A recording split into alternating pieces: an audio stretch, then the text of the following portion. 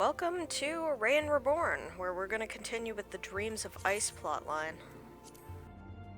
Last we left our hero, let's see. Shoot, what did we do last? I'll figure it out once we get to the quest. Right, meet with Alpha Node, because there's a meeting of the Alliance leaders. Okay.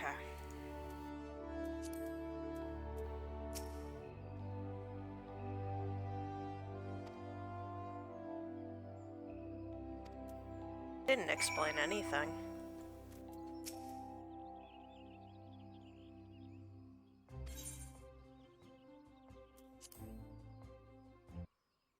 I was promised an explanation and I got nothing. I'm so sad.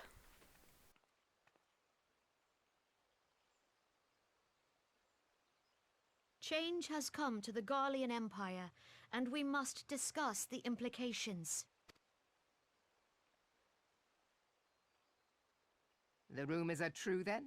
The War of Succession is ended? It is. A new emperor reigns in Garlemald. Who?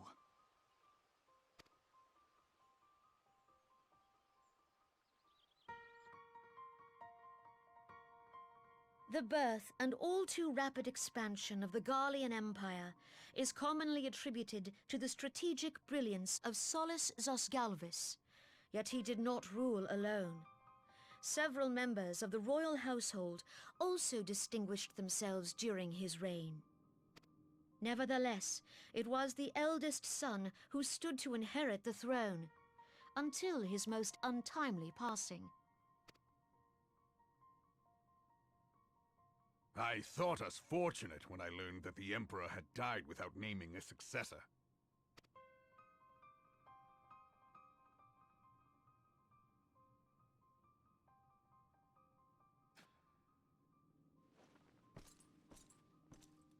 Would that the Garlean Empire had died with him.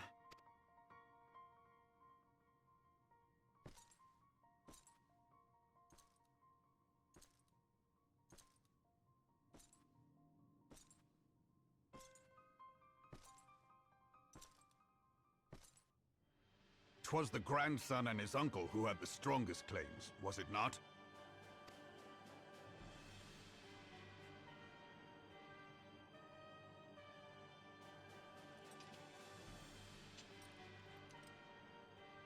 Indeed, yet claims count for little without the power to assert them. High Legatus Varus Ye Galvus is a respected military leader, not so his uncle.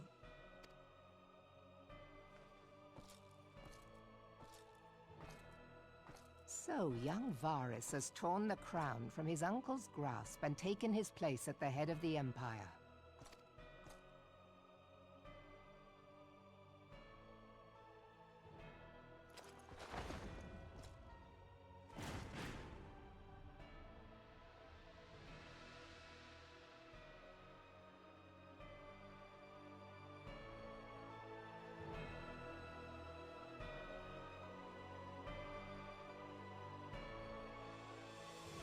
Given the troubled nature of his succession, the new emperor will require time to seal his grip on power.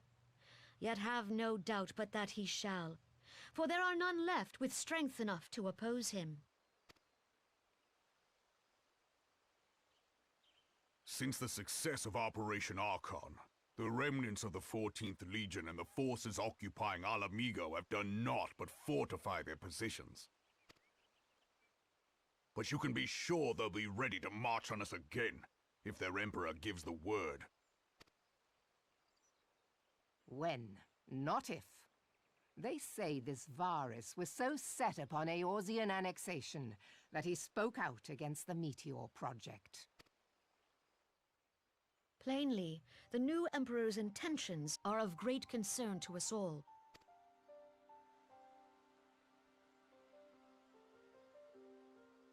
I propose that we set aside the Cartno dispute for the present, and discuss what measures the Alliance might take to prepare for a resumption of hostilities with Garlemald. Moreover, I move that we re-examine the question of how our former allies in Ishgard might be persuaded to retake their place at our side. Could Eorzea but stand as one, 'twould deal a grave blow to our enemies' ambitions.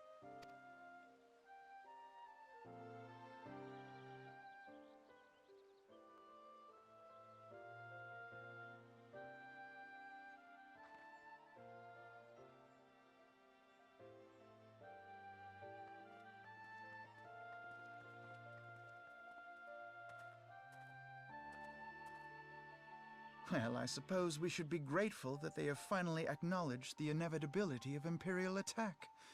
Who knows? They may even do something about it.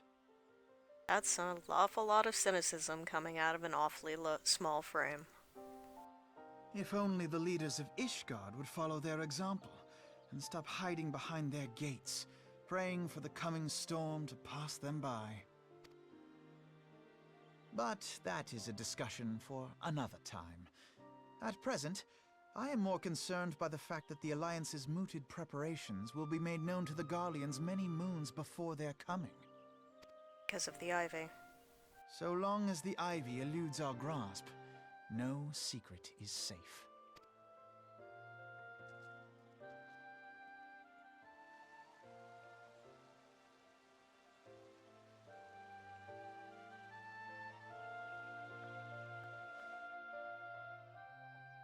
So the old emperor, or the new emperor, spits upon the old. And interestingly enough, in Garlemald, the emperors crown themselves.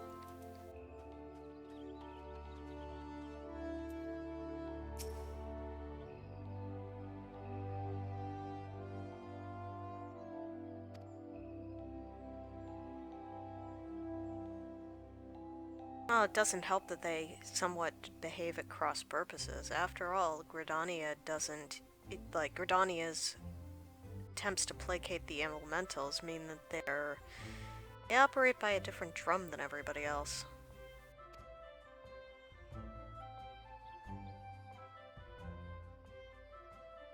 Oh, wait, that's not accurate? Shit.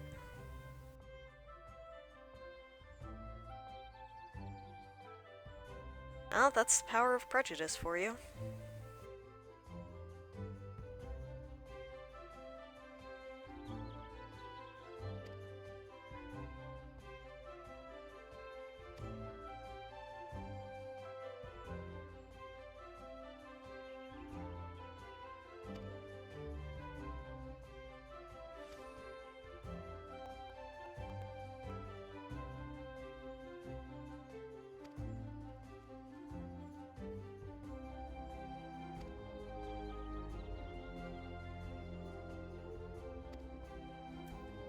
Oh man, we have a lot of balls in the air.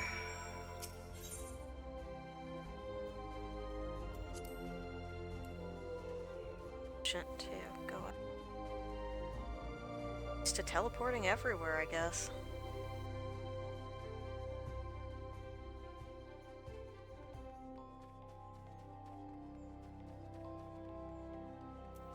Hello, Ilberd.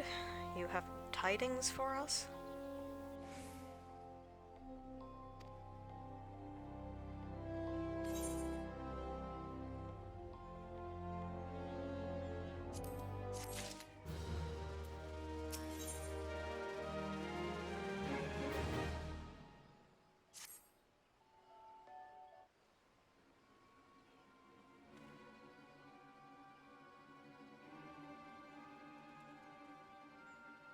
Oh, wow. I just see him standing... Yeah.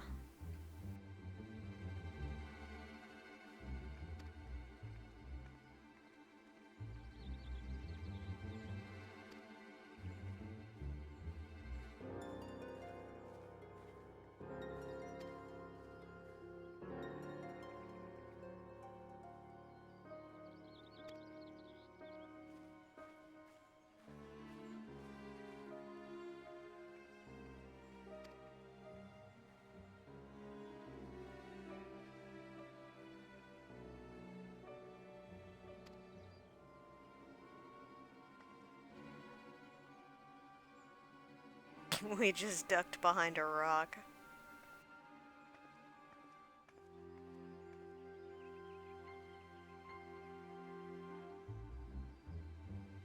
Why would we be talking about this within eyesight of her? I guess so that he could show me what she looked like.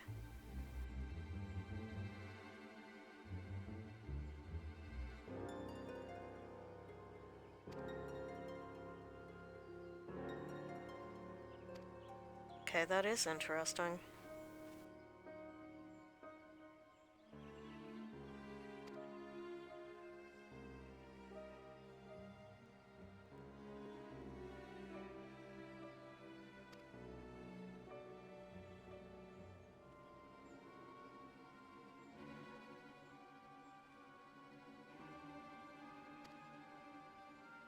Seems like the Domans would be better suited to this, but I suppose me and my shiny top hat will go stalking.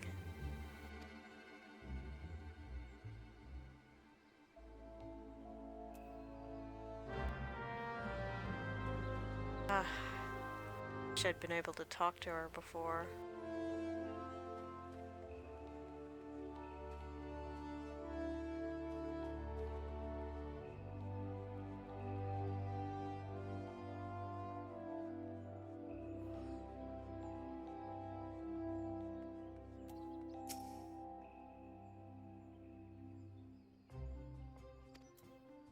Of course, no confessions of guilt.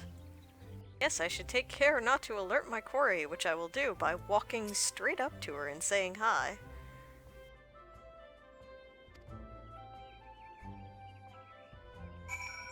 Man, the Crystal Braves are everywhere. And I suppose they're a pan-military force, but still.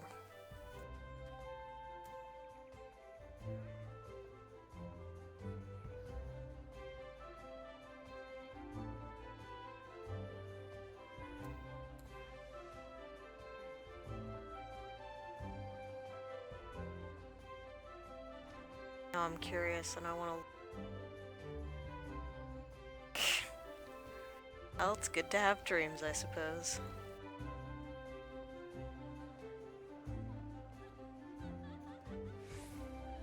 Disappeared.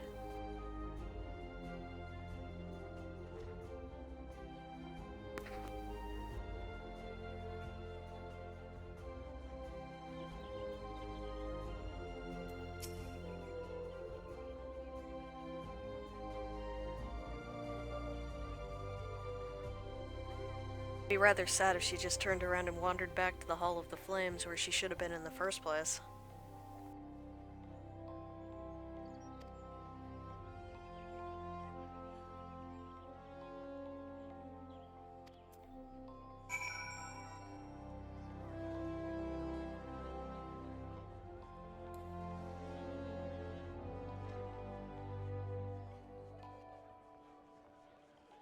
So I was right, she did disappear. So what does FME have to say?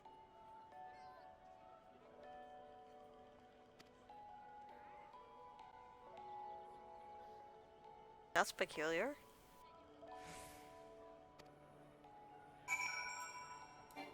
Seems to have simply disappeared entirely.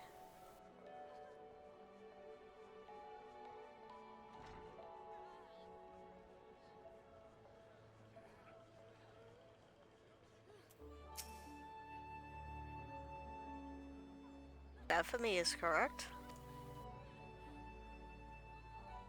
Perhaps to a room upstairs?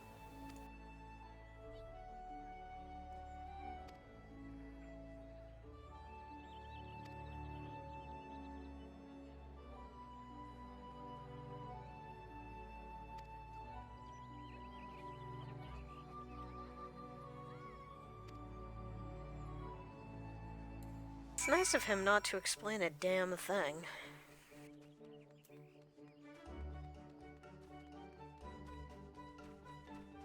The roost, he says significantly.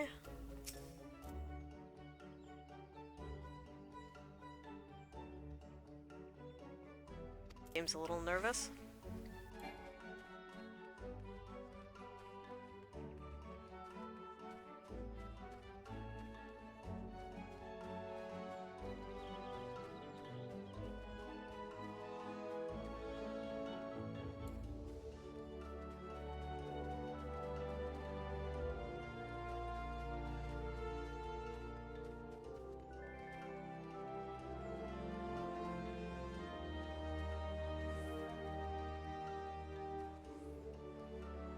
so it turns out I will be attending FanFest. I managed to score myself a ticket, so I'm looking forward to that.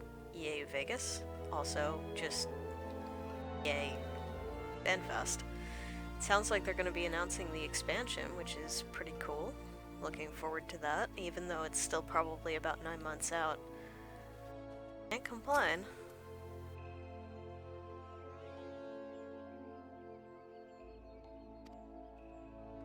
So, no on 2 out of the 3 gates. The third one is just north of the Conjurer's Guilds. Head in that direction.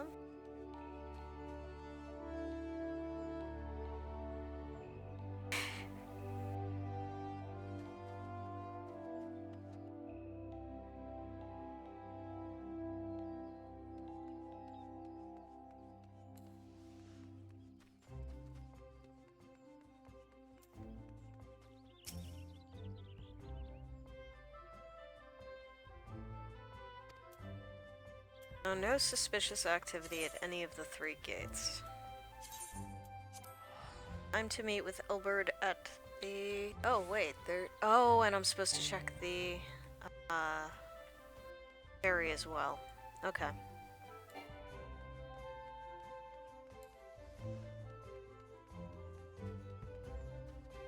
Best to take an Ethernet shard for this one. Lancer's Guild, which is next to the ferry. Alright, here's the last second unit brave. Sky disguised.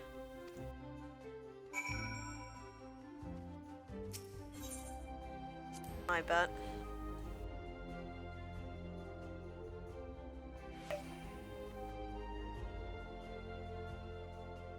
Seriously, have you people never done spy work before?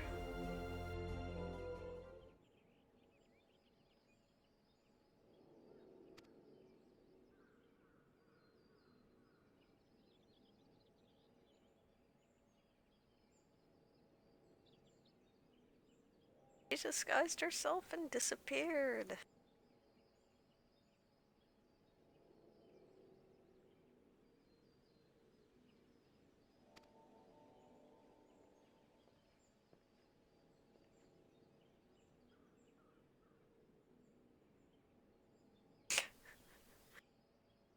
Oh, that's a very random encounter.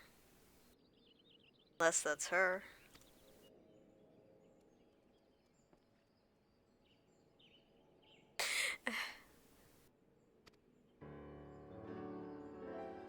That's what I said. I said you should have the Domans do this stuff.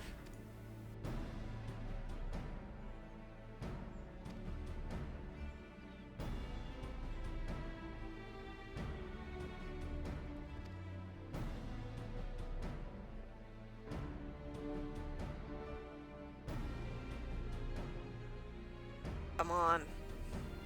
I thought she'd left from... Well, he said West Shore. I guess the ferry is to Sweet Bloom, so...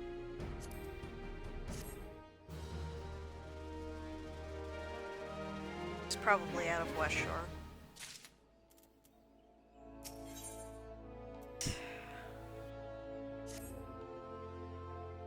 Yes, let us resume our pursuit.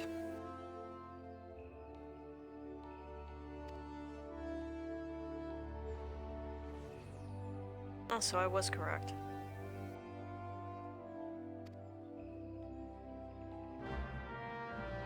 I will doubtless want to make preparations. What preparations does he think I'm gonna make? I'm literally just gonna teleport out there and go.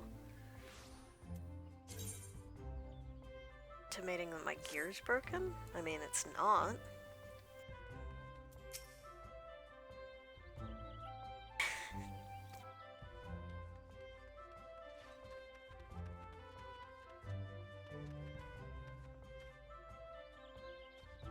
Right, I have to actually cross to Sweet Bloom.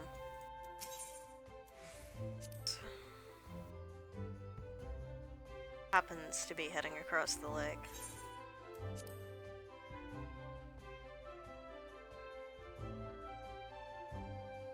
He always happens to be heading across that lake.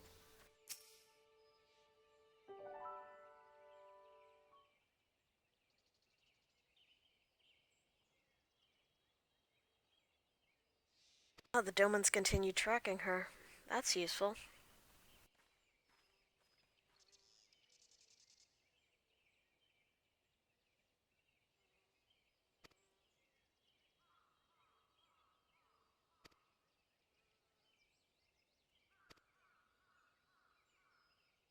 Uh-oh.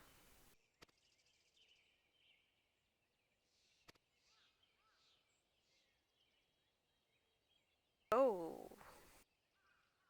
Oh. What's his face? Feldus? Phallus? Works best, doesn't he?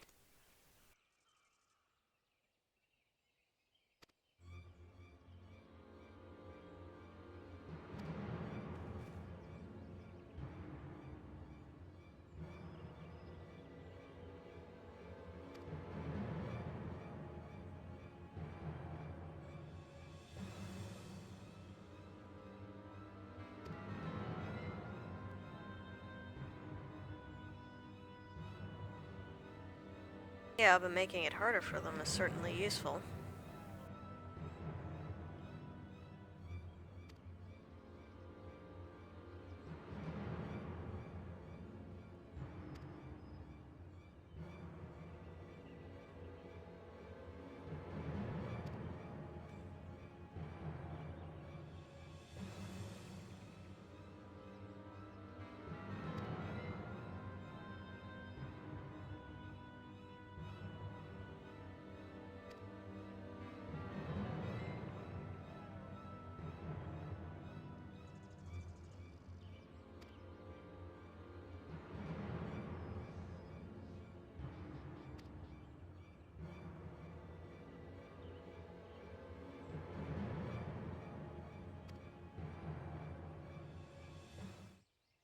Alright, so the sudden need to protect a jamming device.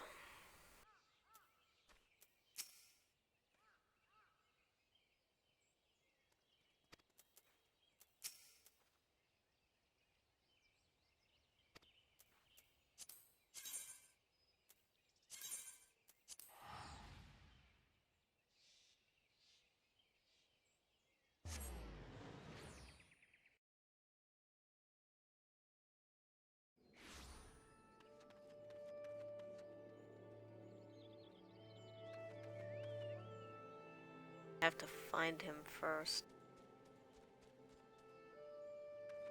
Well.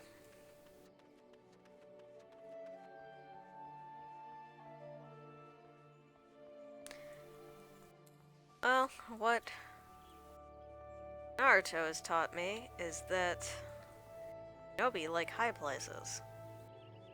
That's relevant.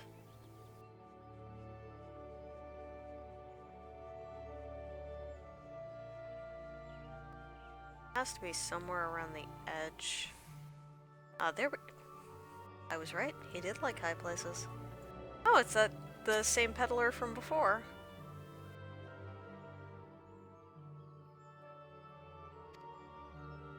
All I want is information, good friend.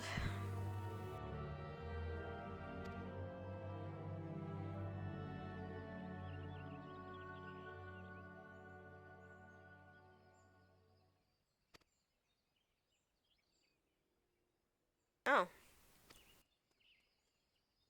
Blowing up machines? Sad.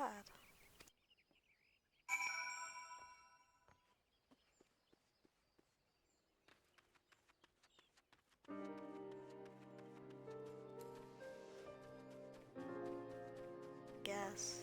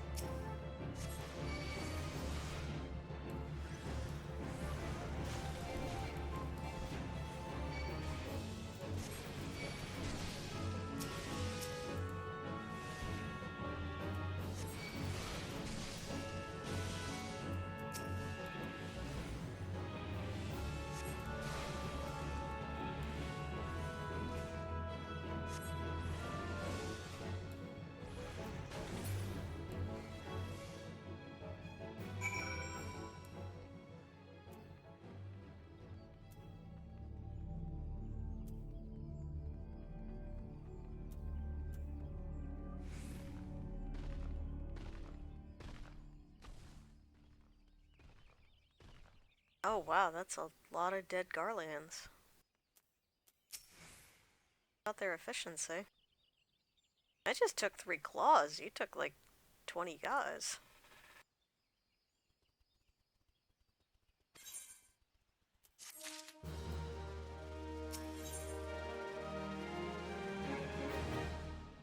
Oh, sweet. Looks like we're gonna catch her in the act.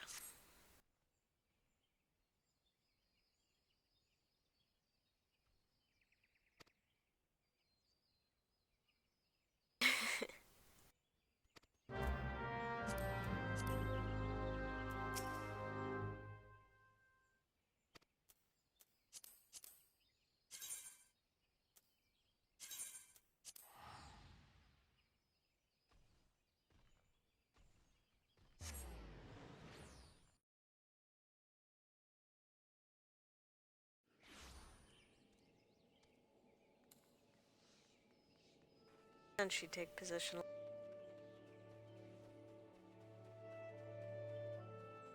of a covert sort.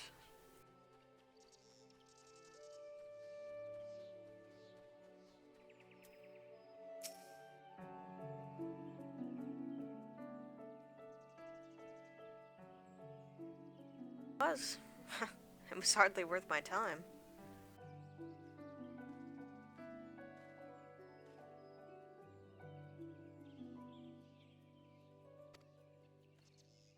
I could hardly take the credit. I think the Domans did most of the work.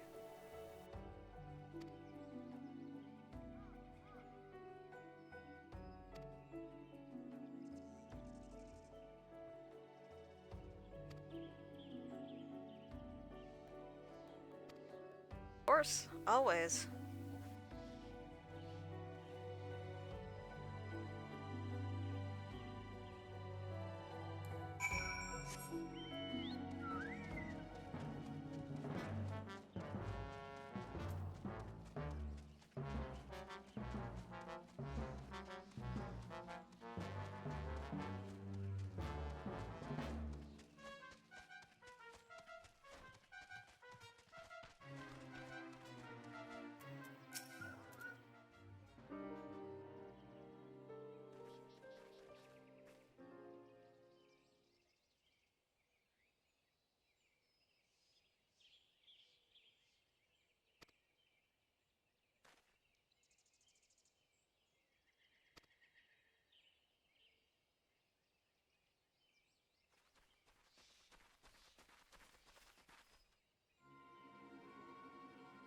She's just meeting her friend.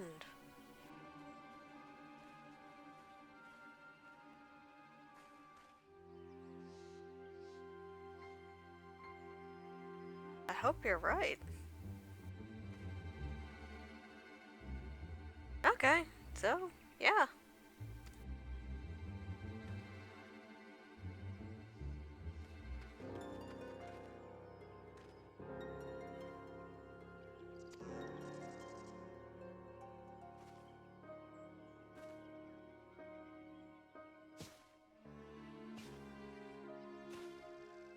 Oh wow, Domans everywhere.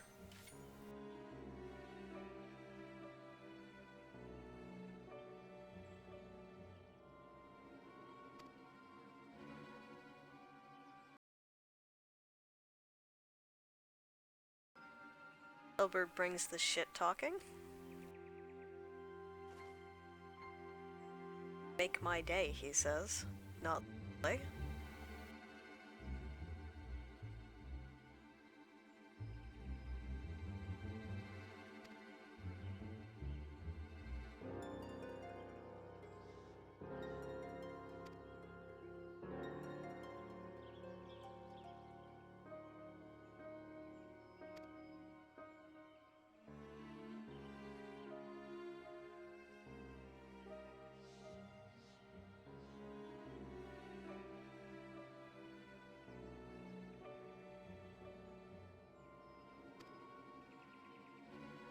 Yeah, just meeting with a guy who complains that you were followed, and damnation, and so on and so forth.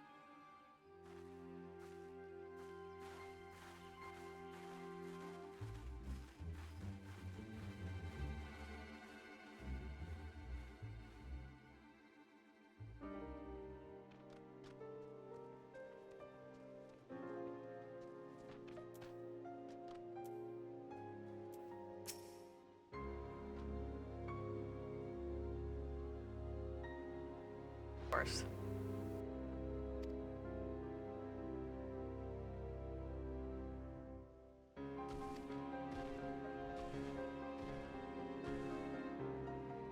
That's a good question. Perhaps Ishgard is back with its as some hint of where or how we're gonna find Shiva. Or not Shiva. Iceheart.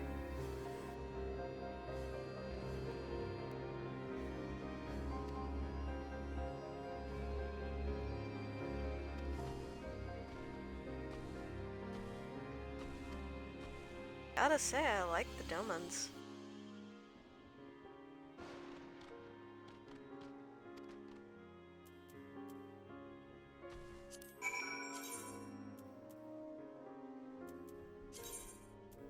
Chucker.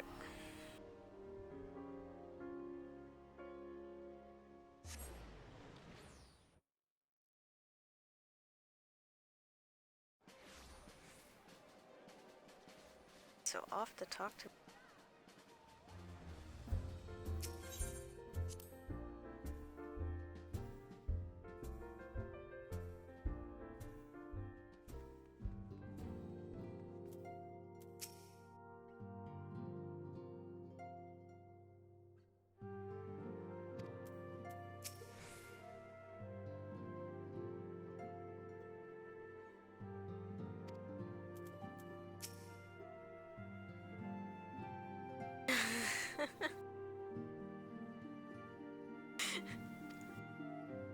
Angrid.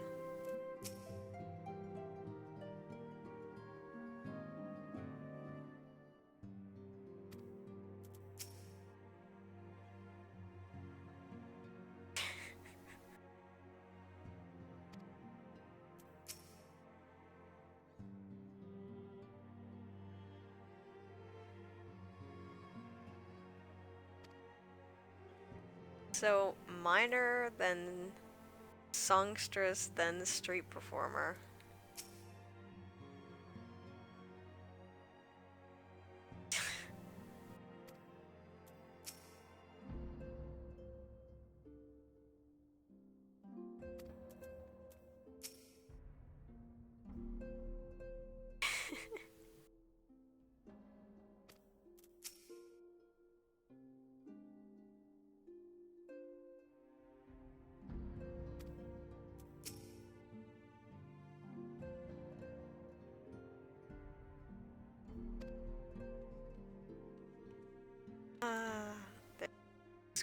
The squats competition.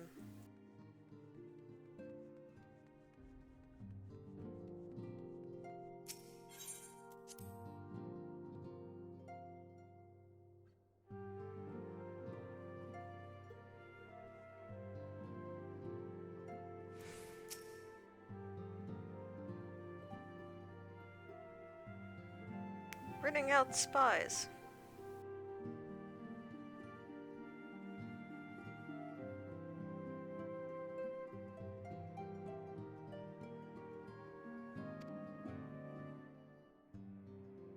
It's possible, but unlikely.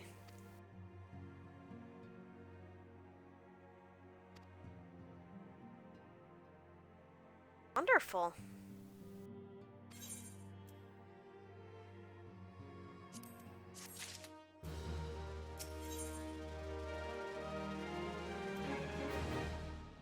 It's kind of damning, actually.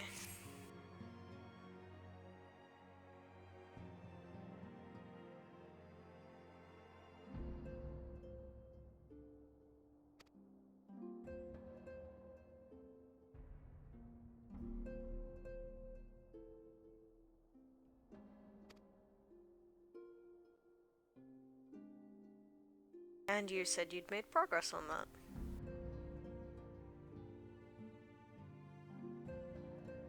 And they had said that they thought that it might have been destroyed.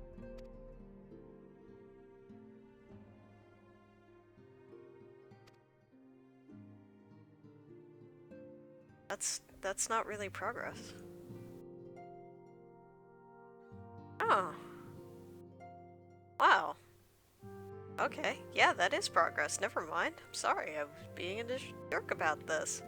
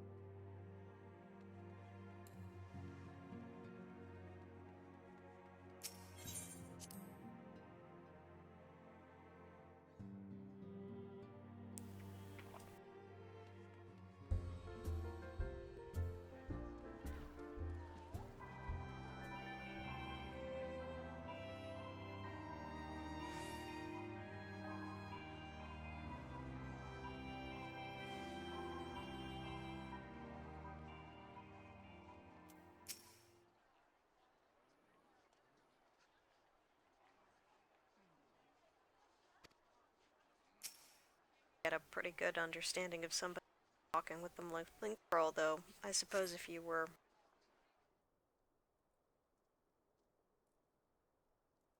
hadn't talked much.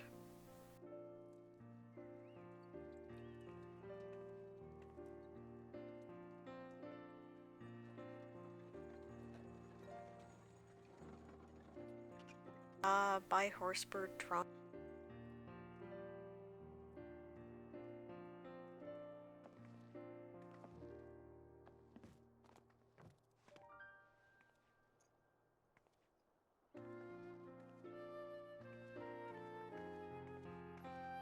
Should know her pretty quickly by the drawings on her neck. Minfilia, am I right? None other. I bid you welcome to Revenant's Toll, and thank you for traveling so far on such short notice. As if I could ever say no to Urianger. Moonbreeder is an accomplished Sharlayan scholar, and an authority on aetherite technologies. She has played an invaluable role in our search for a means to capture Ascian souls. Charmed, I'm sure.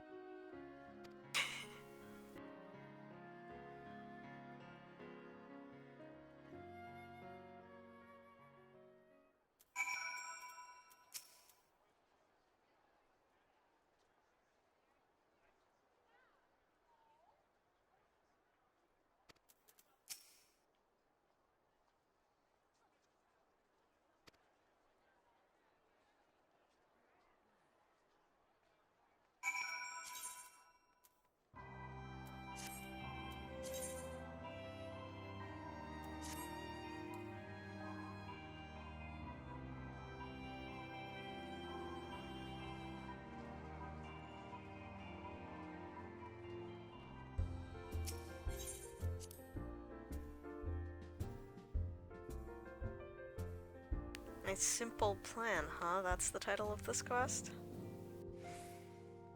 Actually?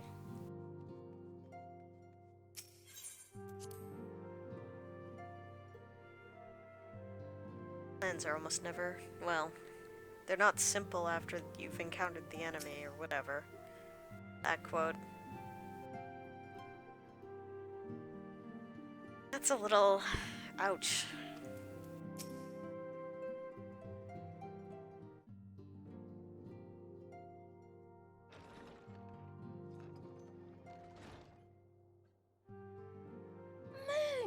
Gods, it's been ages!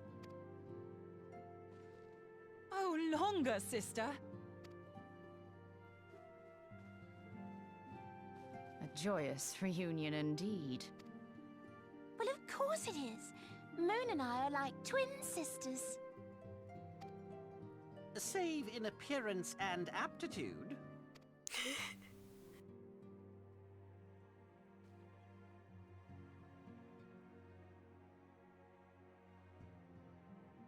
Everyone, if I could have your attention.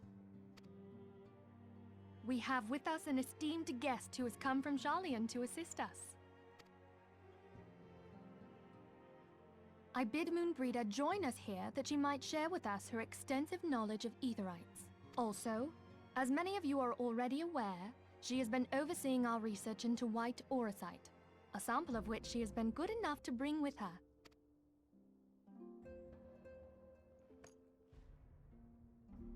Well, I had to come, didn't I? You'd have to be bloody daft to turn your nose up at a chance like this.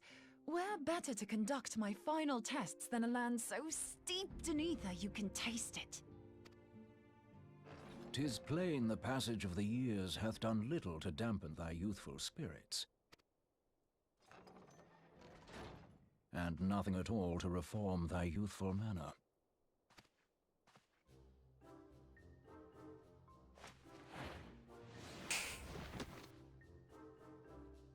Oriange, where in the hells have you been hiding? Unhand me.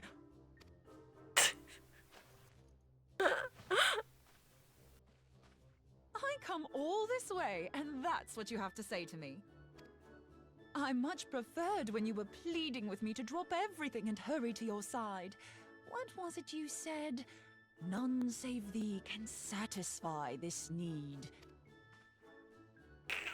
Go on.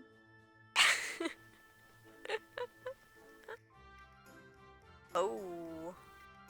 Thine artless attempts to misrepresent mine all too innocent motives do thee little credit. Mine intent, as well thou knowest, was but to impress upon thee the gravity of the circumstance.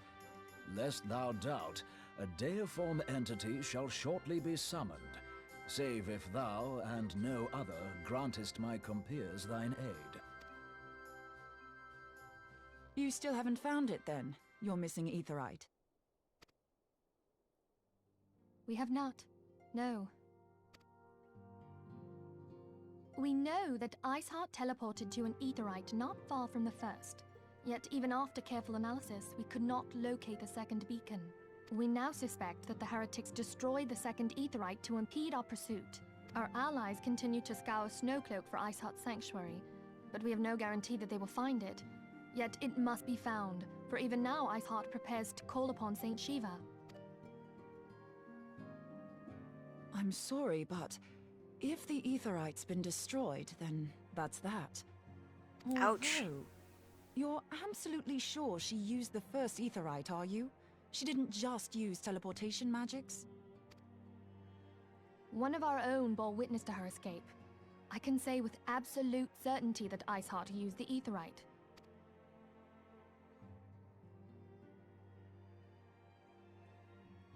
In that case, there might be a way, so long as the ethereal current is still flowing. Truly? How? We use the current to recreate the beacon. As you know, aetherites are a bit like lighthouses. We use them to reconstitute our physical forms when crossing the ethereal sea. Without them, we'd lose all sense of direction and our essence would dissipate. However, we don't rely solely on these beacons. There are currents of ether which flow between them, currents which help guide us to our destination. Now, these currents will gradually dwindle away to nothing if an aetherite is destroyed. But if even a sluggish flow remains, we could theoretically use it to direct a surge of concentrated ether towards the void left by the beacon, and thereby fill it up again. Like opening the floodgates to fill a dry riverbed. Though, correct me if I'm wrong, but would we not need a veritable reservoir of ether? In concert, we might manage to channel a sufficient volume, yet that is not my chief concern. To direct the flow of so great a volume of ether with the requisite precision would be a nigh impossible task in itself. I barely succeeded in facilitating travel to an unattuned beacon. That which you describe sounds considerably more difficult.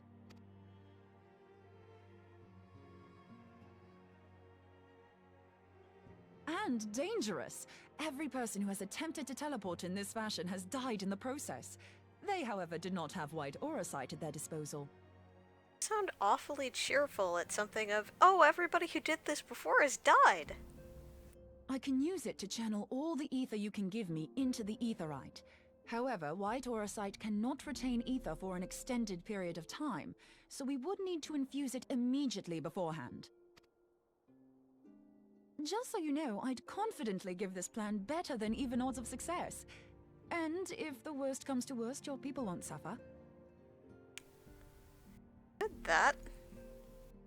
Though it risk the lives of our best and brightest, we have not the time to seek other options. If the ethereal current still flows, we shall carry out Moonbreeder's plan. That's the spirit. Let's roll the dice.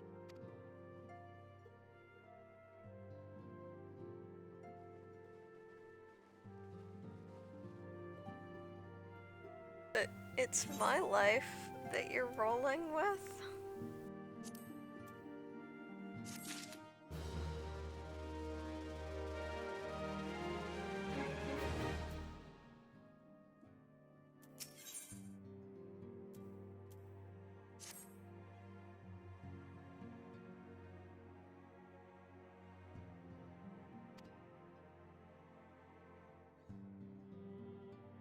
Are you gonna say goodbye to me before I die? I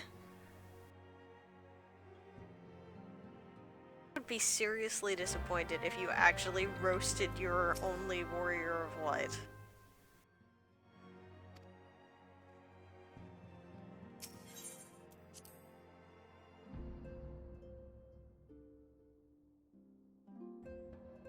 Won't suffer if it fails. Great.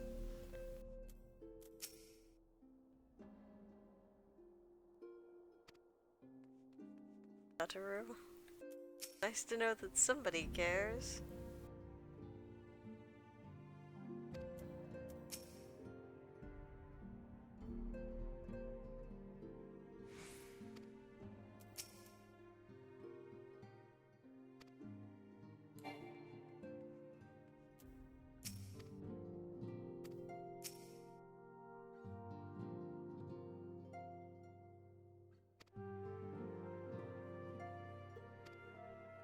Thanks, Flamen.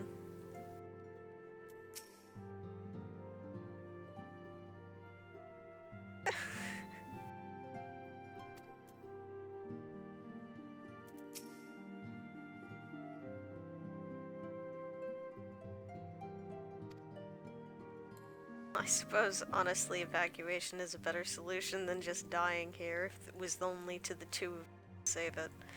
At least they could hold him off while Tataru, Flamen, and, Ilya ran.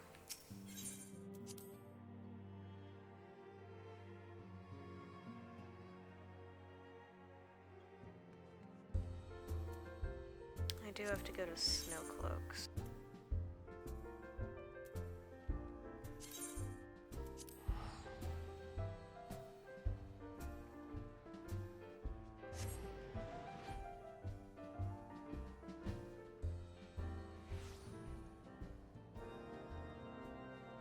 Thankfully, horse birds.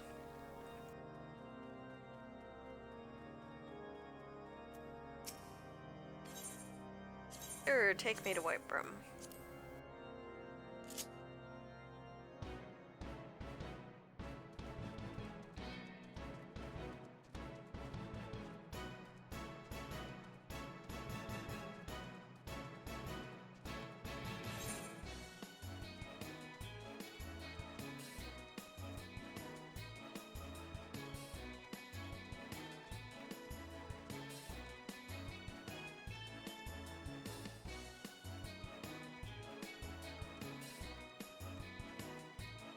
So some of you may have noticed, if you're religious watchers of Raen Reborn on YouTube, that one of the videos got taken down due to a little bit of a mistake where my music got picked up on the microphone.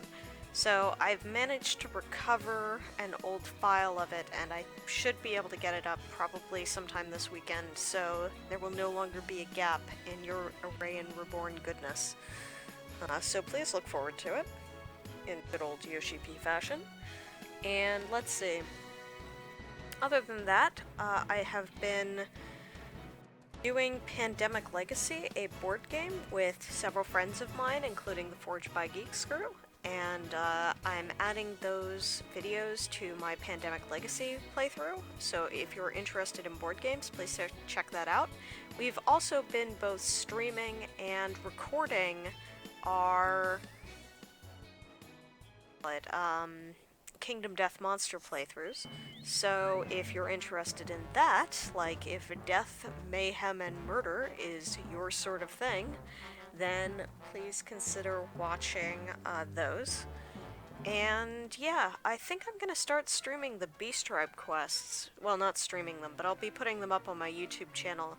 It seems like some people really don't want to do the reputation grind, but they're interested in the story, so I've started with putting up the Moogle Beast Tribe quests as they're coming out, and I will probably start doing them on either Awa Yuki or one of my other characters, so that you can see all of that goodness without having to put in the work. Of course, you will not get the Sable Death Mask if you just watch the story through my stream, but, you know. Sable Death Mask is so cool. I love that thing. I actually need to incorporate it into another Glimmer. Alright, so Minbrita.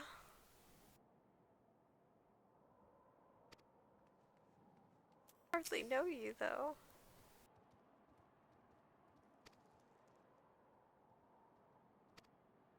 Okay. Alright, talk to me, Alpha Node. I'm having second, third, 100th thoughts at this point.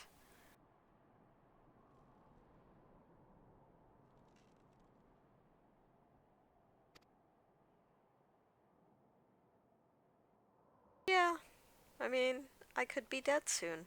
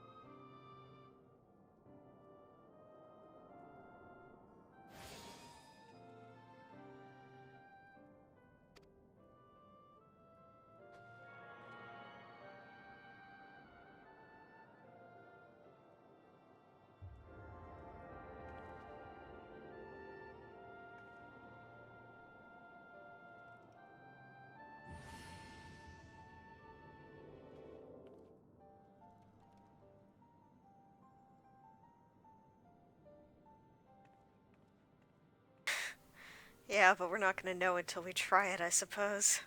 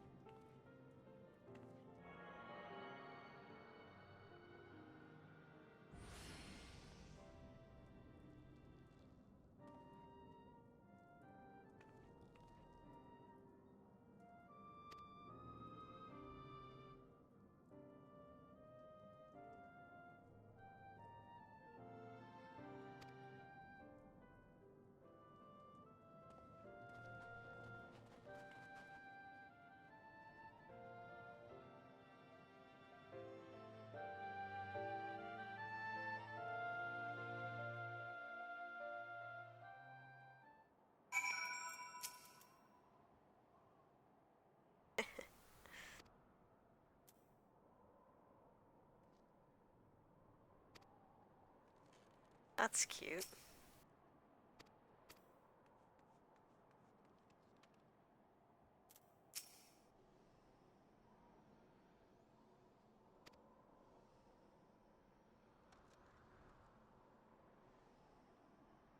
My guess is that I'm gonna have to face Shiva in battle.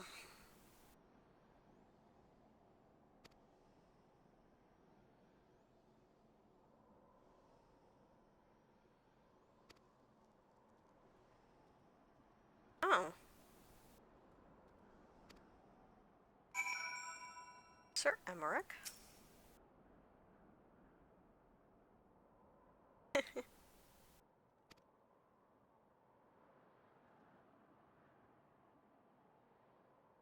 Oh, wow.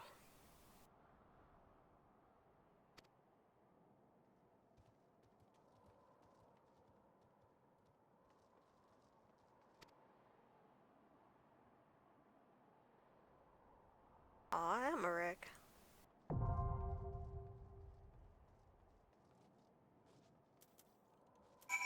Alright. Off to the duty fund.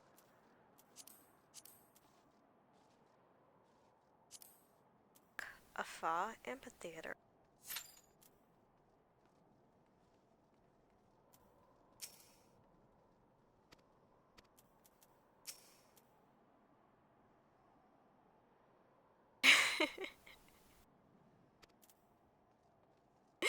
I mean, wouldn't it be hysterical if there was a 50-50 chance of your character being deleted at this point?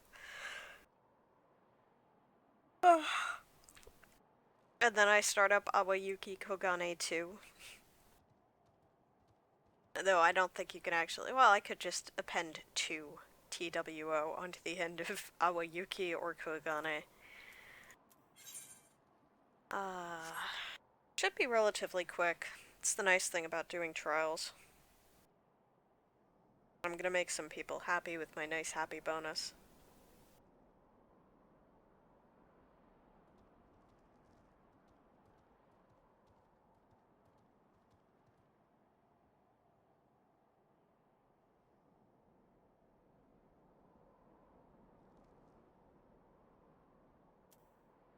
Getting pretty close to the end of 2.4's plotline, and then...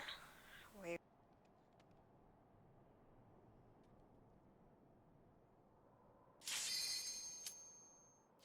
Oh, here we go. Afa Amphitheater.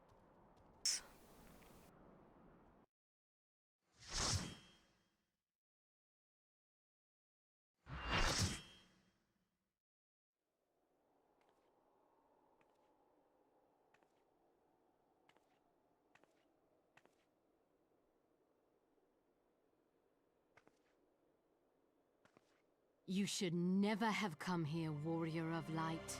I labor only to forge a lasting peace. A peace you would deny us out of ignorance and blind faith. No matter. If it is our fate to be at odds, then it is mine to strike you down.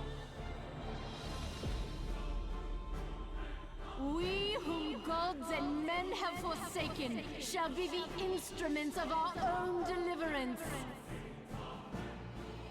Partake of my flesh. Fill this vessel with your light. Walk amongst your brothers and sisters once more. Oh, Saint Shiva, still the hatred within our hearts and bless us with eternal grace.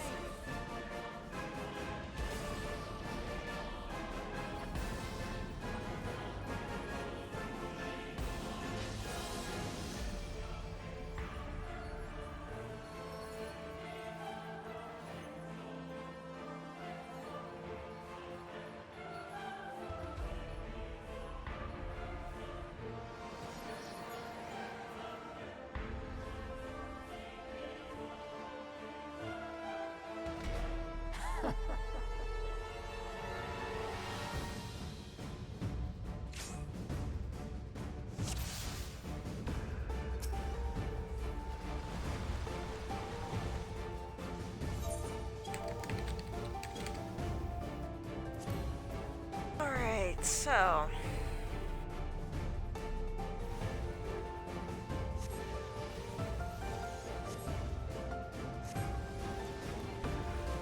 This is gonna be over really quick.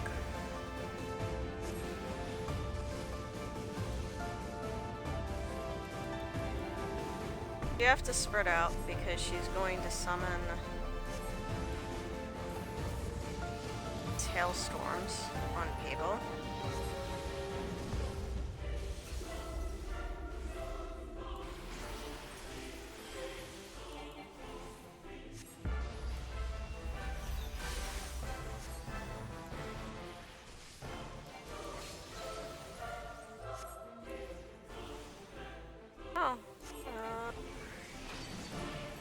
DPS. Yeah, you never want to stand in front of her. Oh.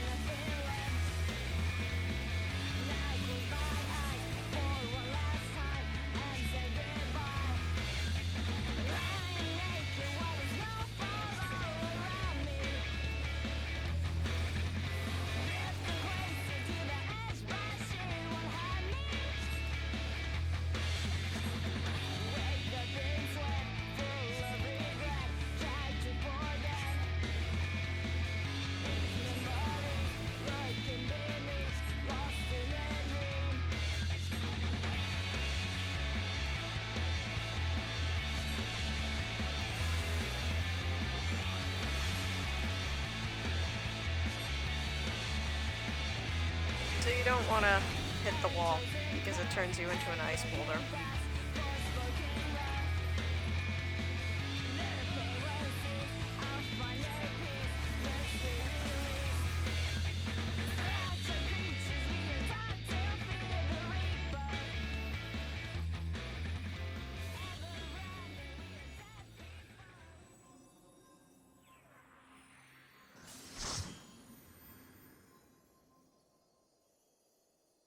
She was actually possessed by the primal.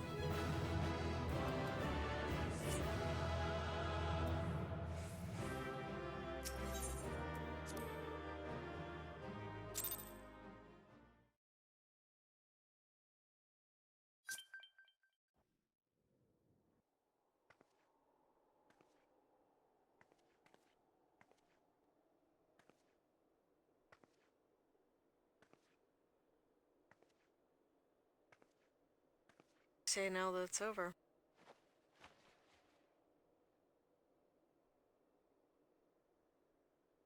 Fool. Blind, bloody fool.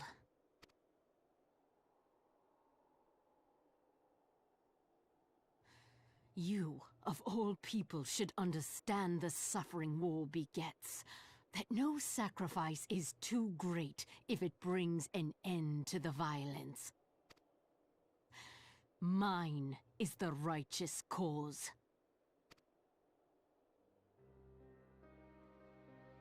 You fight in a war you do not understand. A pawn of liars and schemers. And they are no less ignorant than you, following the creed of their fathers without question, never thinking to ask why. Trapped in a delusion of their own creation, and blind to the truth.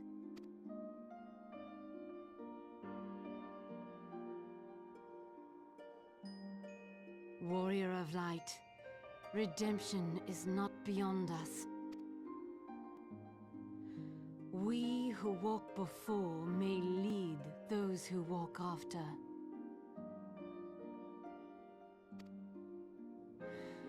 Seek the Keeper of the Lake. See with eyes unclouded. Do not squander Mother's gift.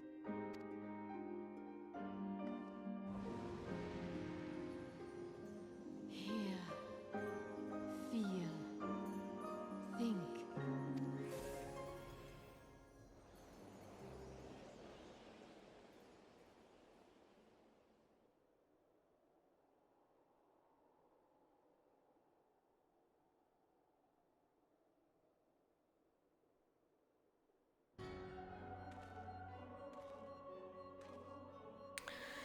Oh, great, the Asians.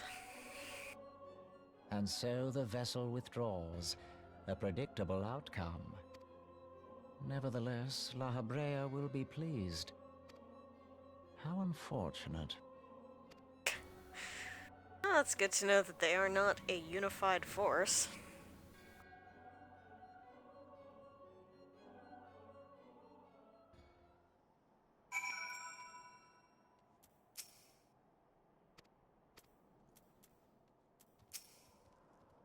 I didn't die! Rita, you're making me feel uncomfortable.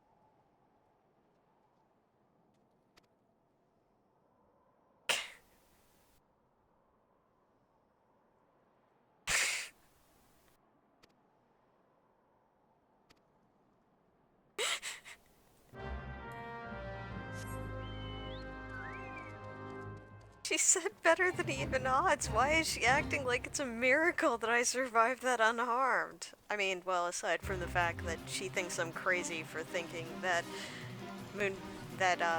Shiva came out of Iceheart.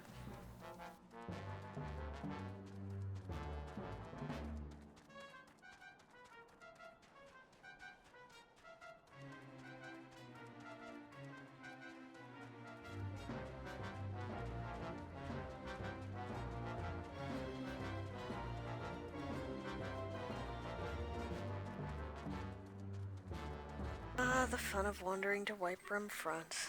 Hopefully, soon enough. I guess it'd be too much to hope with all of this Ishgardian plot that I'd, not have to dick around in Ishgard for much longer.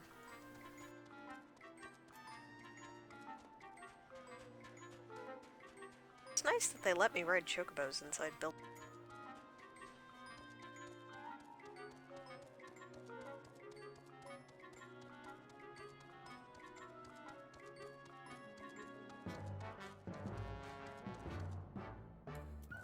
Oh, Emmerich.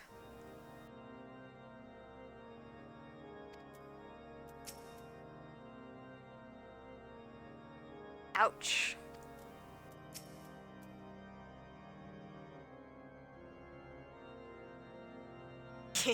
Yeah, well, you were really deep in the thrall of that fake Inquisitor.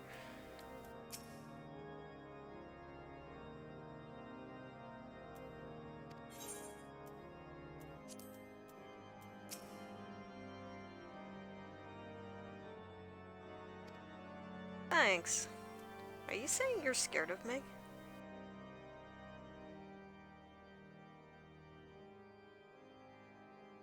Apparently a lot of doubt on Moonbrita's part.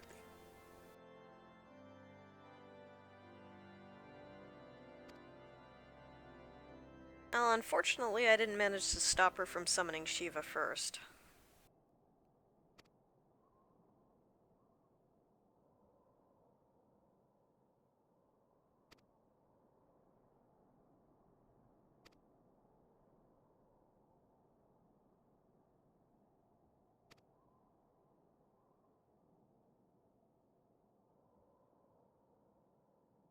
Well, there could have been a better outcome, but it's not bad, I suppose.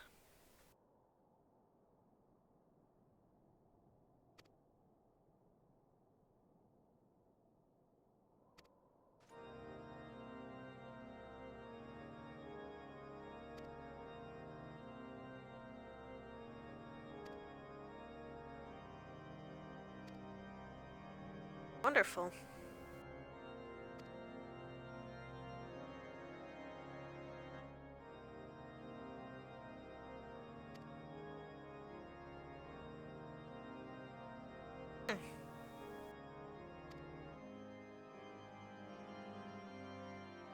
Oh. Harsh font?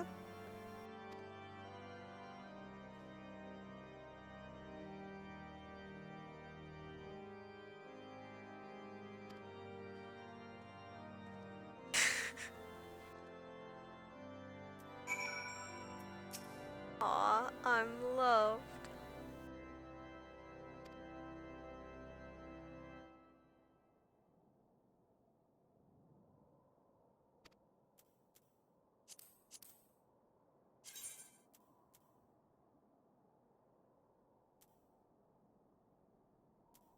Staring me right in the face.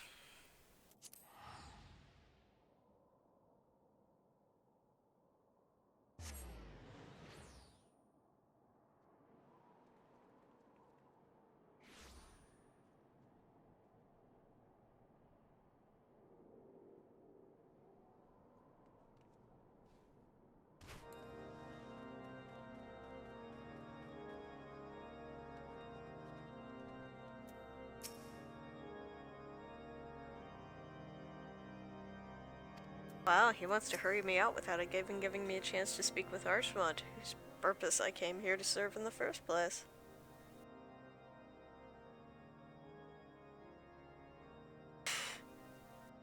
I wasn't too thrilled about it either.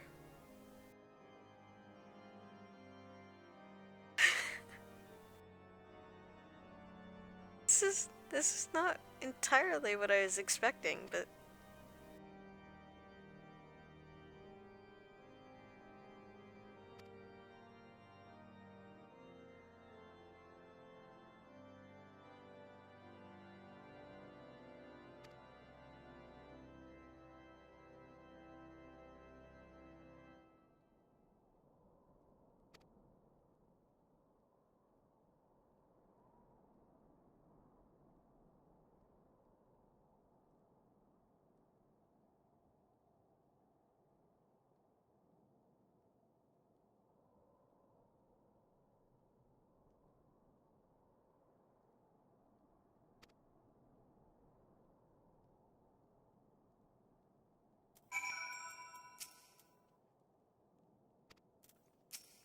now it's appropriate for you to say that, Alpha Node.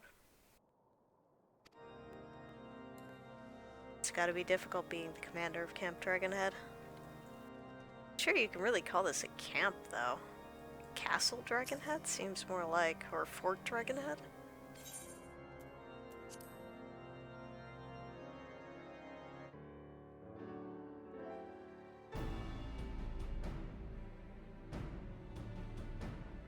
On behalf of the Holy See of Ishgard, allow me to express my deepest thanks. Never before have we been required to contend with a primal. Indeed, there were fears in some quarters that our knights might not be equal to the task. From what we have now learned of these beings, I can say with certainty that we would have lost a great many men had the Scions not intervened. Then the argument for preemptive action should be self-evident. Perchance now you will reconsider my proposal that Ishgard move against Nautalon.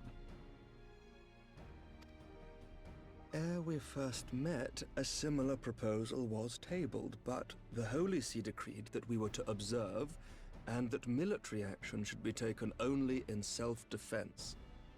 All things considered, it was not an unreasonable decision.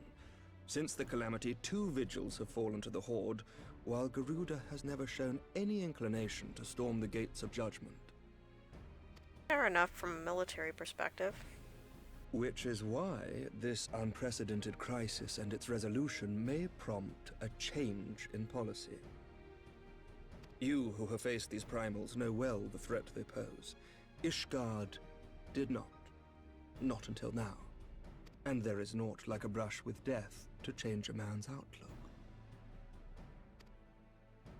At the very least, this should silence any lingering objections to our arrangement with Revenant's Toll. The Holy See may even feel moved to grant us its formal endorsement. So far as it is possible, the Scions shall be compensated for their service. We should be grateful for any aid you can provide. As a gesture of good faith, I shall withdraw my previous request.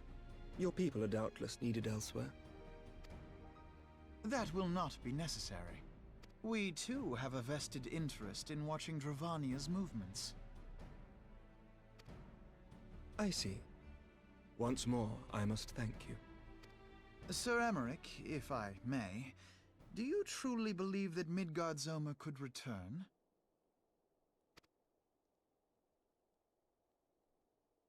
The heavens are a window unto truth, but those who interpret their movements are not infallible. I requested your involvement as a precautionary measure. But of course, you sought an excuse to compensate us from the first, mindful of what would happen if Revenant's Toll were taken by your enemies. Ishgard is not wont to aid its neighbors, but that does not preclude it from manipulating them to serve its own interests. Choose your next words carefully.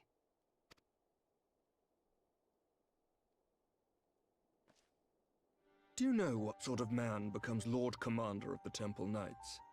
One who comes from good stock. I did not.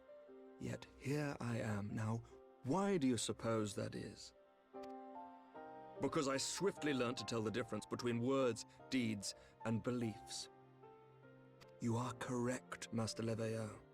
Ishgard desires to see Revenant's Toll flourish, as it would present a troublesome obstacle to our enemies from the south. We are so glad to be of use to you. As we are to you. Ours is a mutually beneficial arrangement, lest we forget, one born of necessity. The dragons grow more restless by the day, and the heretics harry us nigh without cease. We have contended with such troubles for centuries, but there are limits to even our endurance. Yet as a pauper is loath to part with his meager possessions, the leaders of Ishgard are not wont to render up their trust to outsiders. But with perseverance on our part, they may yet be made to see the light. Nevertheless, one must take care when walking the road less traveled. Wise words, Sir Emmerich. I shall make a point to remember them. I must apologize for my earlier outburst. I hope it will not sour our good relations. Not at all. You but spoke from the heart. I trust you understand that at times my duties may prevent me from meeting with you. On such occasions, my second-in-command will speak for me. Lucia, at your service. She gets a name! Pray excuse our reticence. We are but wary of speaking too freely, lest our sentiments be made known to our enemies. Know that the Lord Commander and I are of one mind. For the sake of Ishgard, and of Eorzea at large, I pray our peoples can put aside their differences. Those who dwell in the past risk losing sight of their future. Should aught befall one of our shipments, pray inform Lucia immediately. You may also relay to her any words you might have for me alone. Not being of Ishgardian birth, she owes no allegiance to any noble house, making her as near to incorruptible as one can find in my homeland. Suffice it to say, I trust her completely, and so may you. Which reminds me, Lord Orchefort, if you would be so kind? Certainly.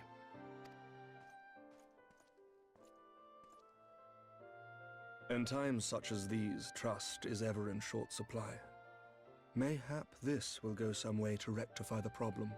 The results of our investigation into the heretics' recent attacks, as well as our interrogation of the merchant you detained. Sir Emmerich, I cannot thank you enough. Think nothing of it. Ishgard may be many things, but it is no friend to Garlemald. Wonderful. Did I not tell you to have faith, my friend?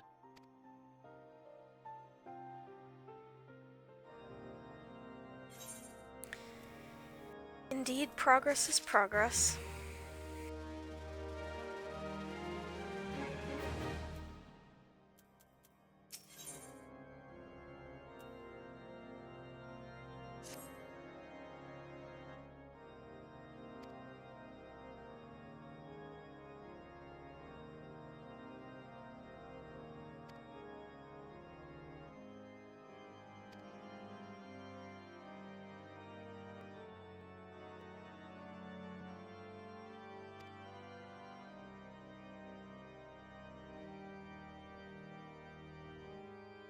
That's a good point, I suppose.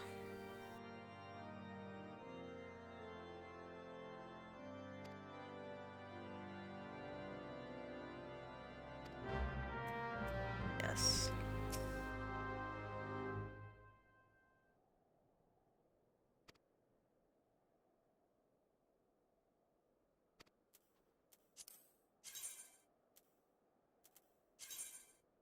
Off to Revenant's Toll, I suppose.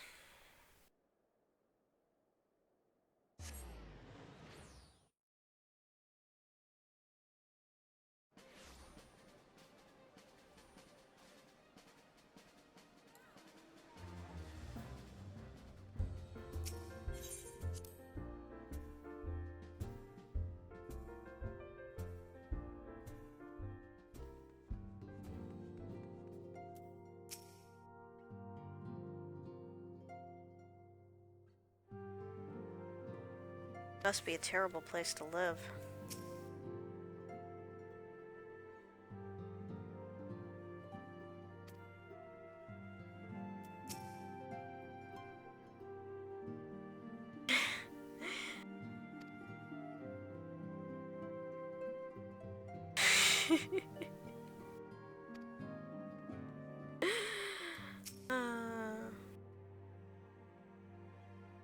Aww. No meals for the returning hero?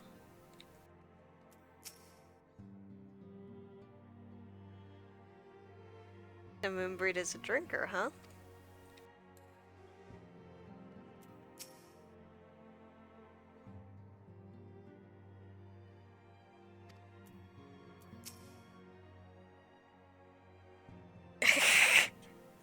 He's been drinking Thancred under the table, apparently.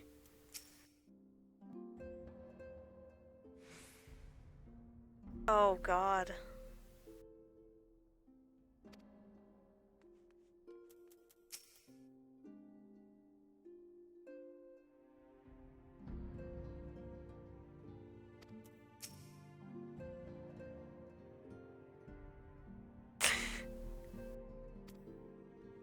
The Moonbreed is ruining the discipline of the Scions.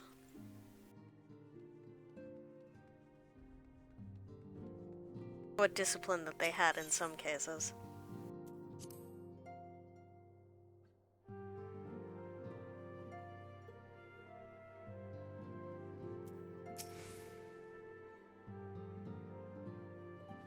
Words cannot well express how glad I am to see you return to us hale and whole. Needless to say, I am most eager to hear your account of that which occurred in Kurthis, assuming you're ready to speak of it. Not gonna like it. Excellent. I shall summon the others at once.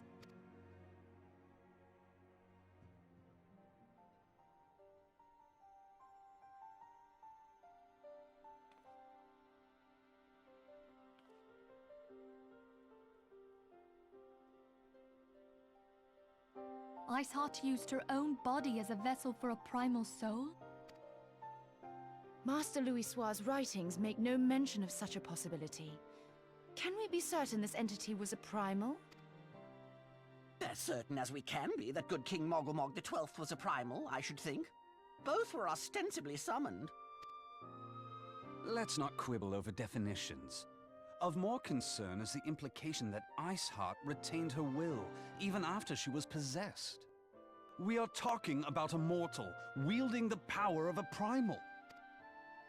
It can't possibly be that easy, can it? There must be some sort of sacrifice required. Or maybe she's just special? What qualities this woman possesseth, I know not. But full sure am I that she was groomed for this role. Few are privy to the secrets of summoning, and but a single party standeth to profit from their dissemination. Well, I wouldn't presume to comment on how the lass came to know about summoning, but I will say that what she summoned was a primal. The readings were the same, or near as damn it. Strange as it all sounds, it's really no different from what you've faced before. Then mayhap it is time that we re-examined our previous encounters. Pack your things, Ida. We're going back to Gridania. Yes, sir.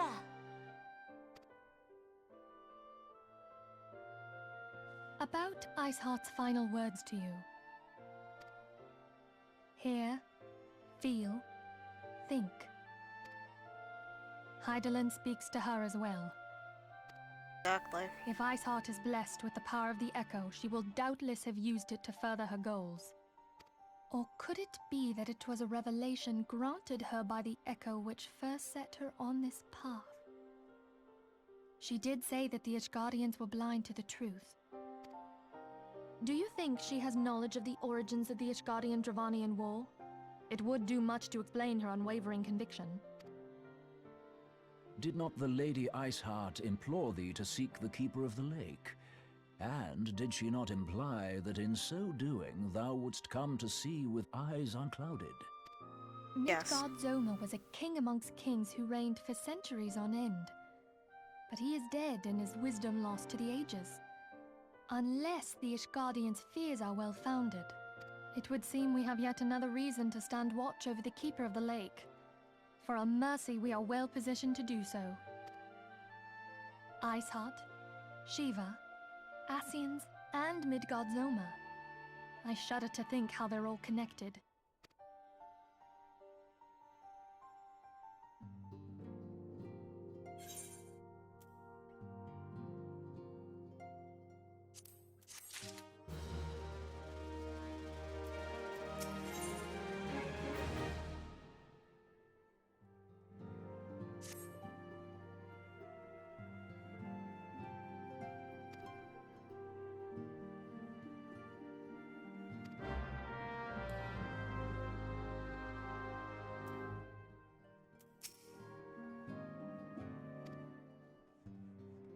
So what's going on outside?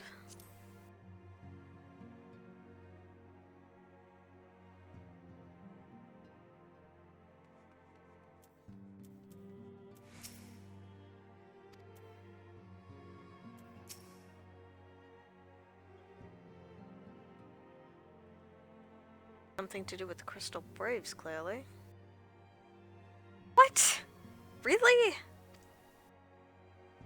Do I have to do everything?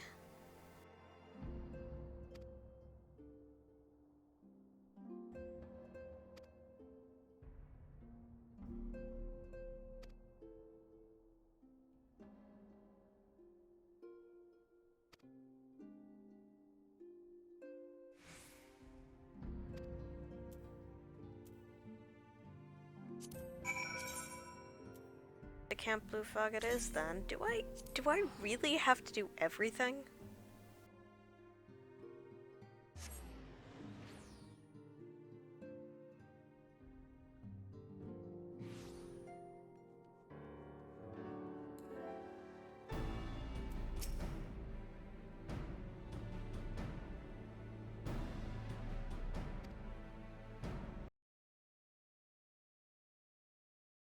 Enough, I understand where he was coming from.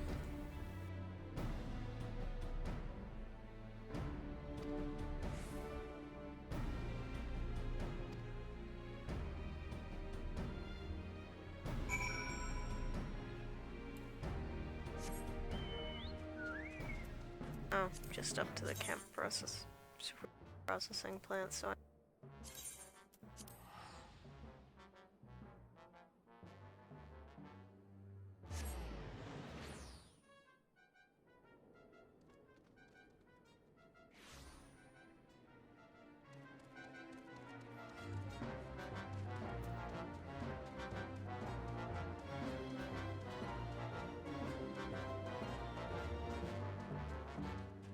upgrades? Yep. Ah, looks like it's a instance.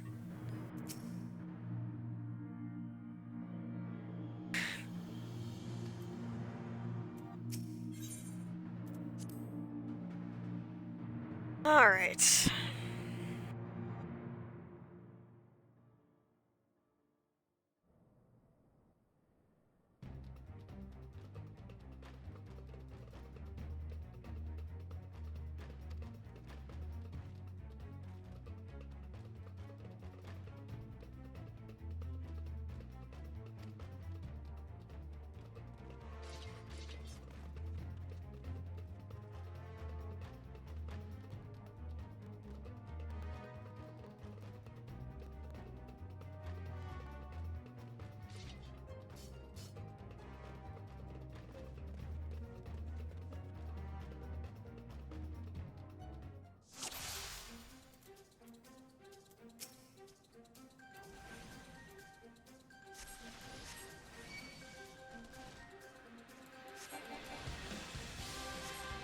Actually gonna hold this. Okay, no big deal.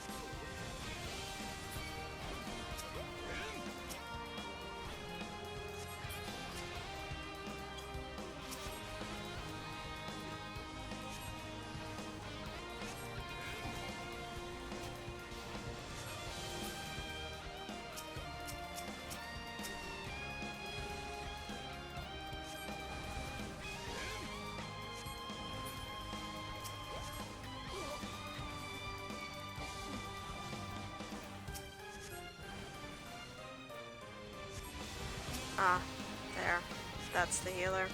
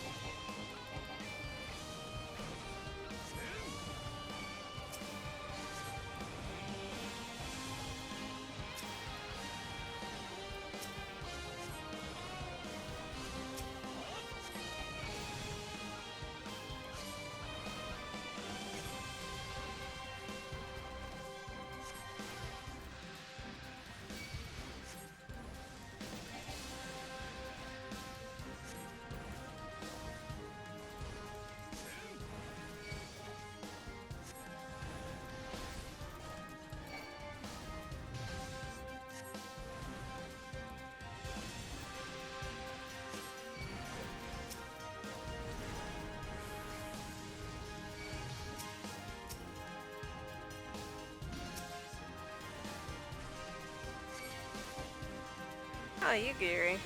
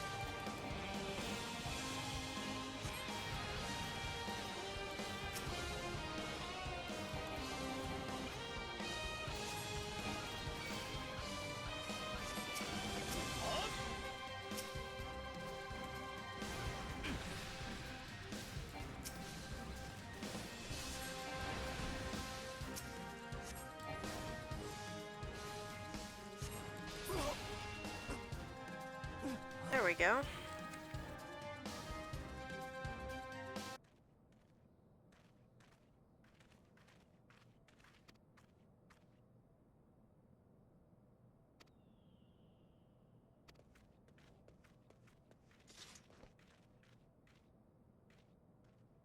We practically had to fight half of Castrum Meridianum, but...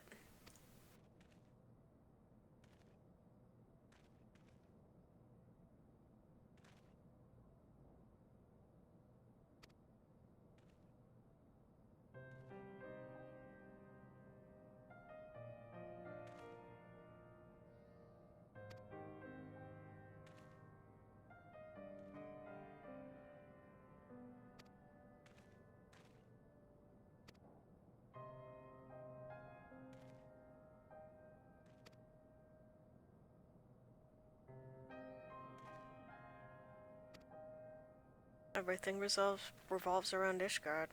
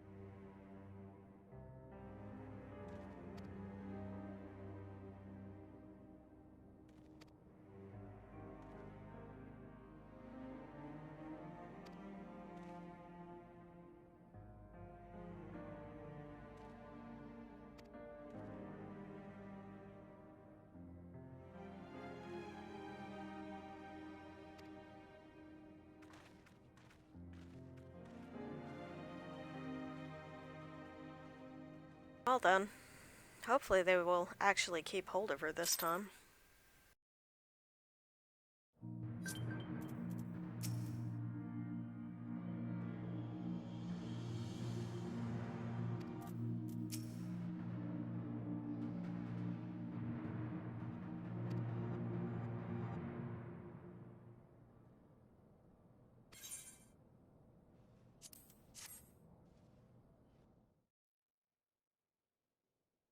I have heard.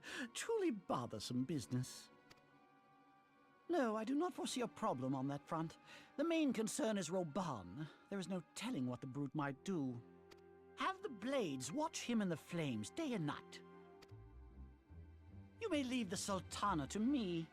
I shall personally attend her grace.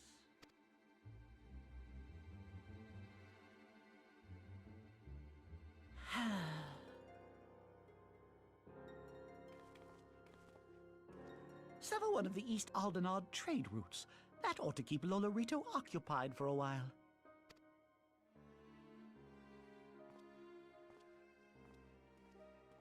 Nanamo Ulnamo. For my sake, pray be a good little Sultana to the last.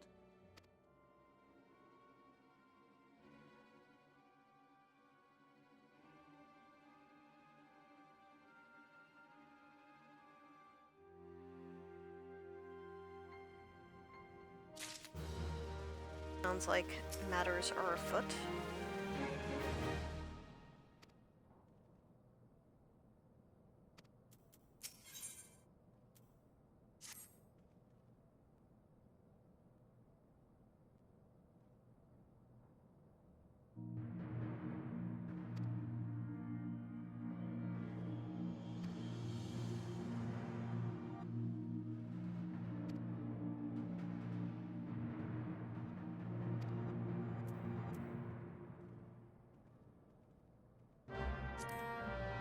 You'd leave me to give her the bad news? That kinda sucks. It seems to be like half of what I do, seriously.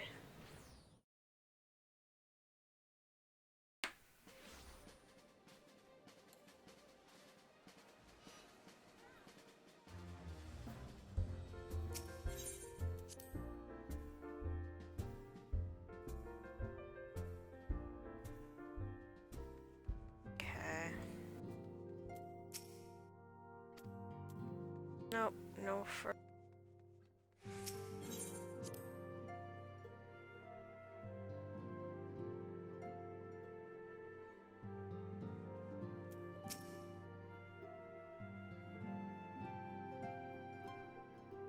Welcome back, my friend.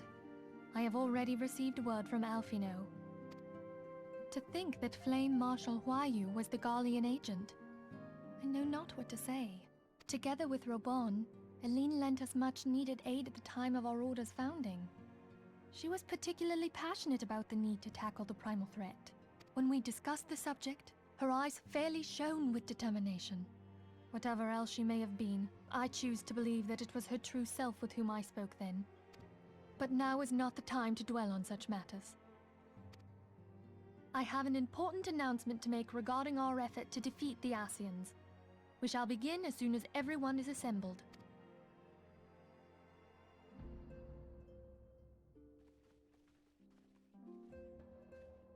My thanks for coming, friends. Moonbreeder, the floor is yours. By now, I'm sure you're all familiar with white auracite, the miraculous material that'll allow us to capture Ascian souls. Back at Snowcloak, we verified its ability to absorb vast amounts of ether. Alas, it leaves something to be desired in the area of stability.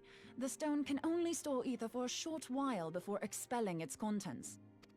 In addition to auracite's inherent limitations, we must needs be wary of our enemy's strength.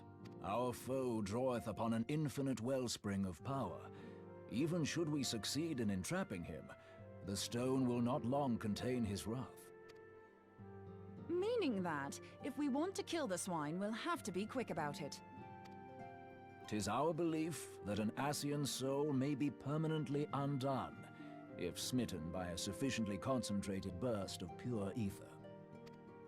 The only trouble is, we can't say for sure how concentrated the burst needs to be. Without knowing how much ether an Ascian soul is composed of, we're basically guessing. Our sole clue lieth in thy struggle with La Habrea.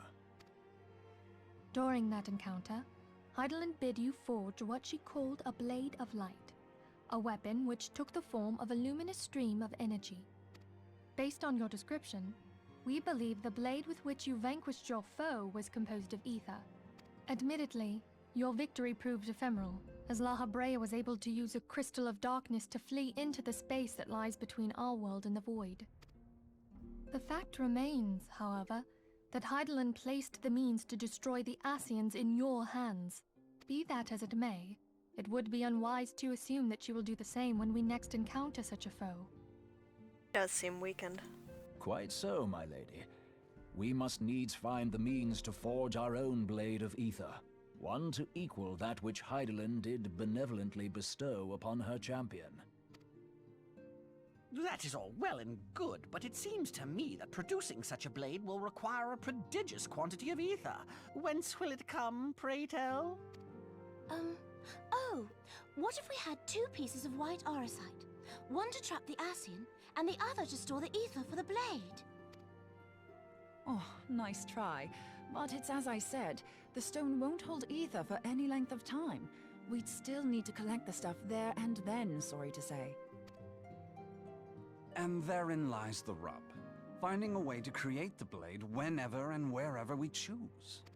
'Twould seem more research is in order. I'm going to linger a while, perform a few more tests on the auracite. And I could do with some help. Urianger, why don't you lend me a hand?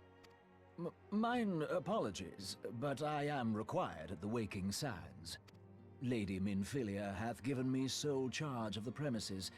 'Twould be unseemly to leave them unattended. Sole charge, you say? So you're basically alone there, then? Well, that settles it. I'll just have to come to you.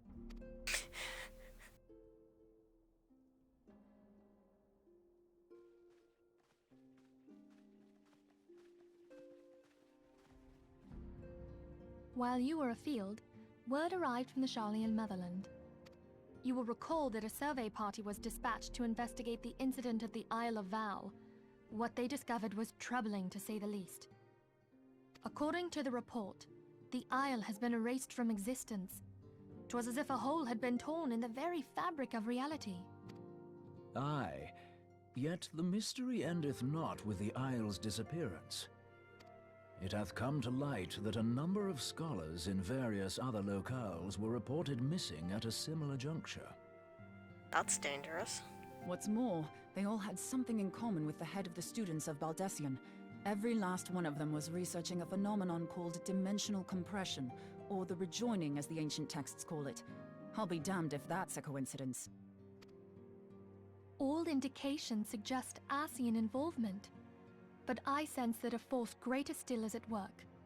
The entity the Dark Beings call the One True God. We must pray that my dear friend Kryl regains consciousness soon. If she bore witness to the Isle of Val's final moments, she may be able to shed some light on this mystery.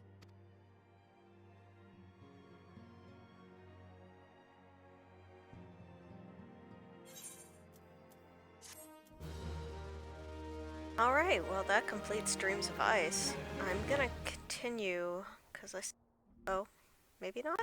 Oh. What?